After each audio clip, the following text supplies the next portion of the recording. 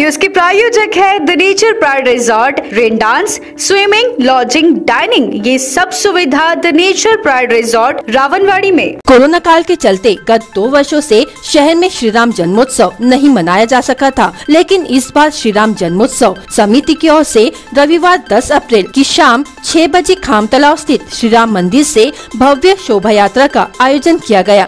Rally के स्वागत हेतु प्रत्येक 10 मीटर की दूरी पर महाप्रसाद, आरती, शरबत वितरण आदि का आयोजन किया गया।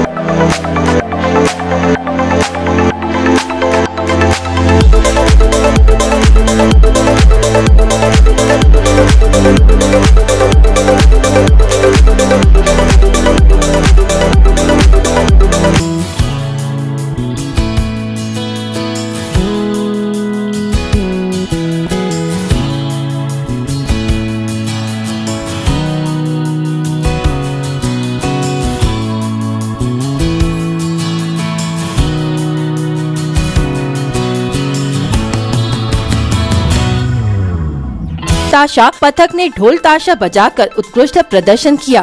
रैली खामतलाव से होते हुए हेडगेवार चौक से गांधी चौक मार्ग से पोस्ट ऑफिस चौक से मुस्लिम लाइब्रेरी चौक पहुंची। वहां से आगे रैली शहर के राजीव गांधी चौक होते हुए पुनः खामतलाव चौक श्री राम मंदिर पहुंची।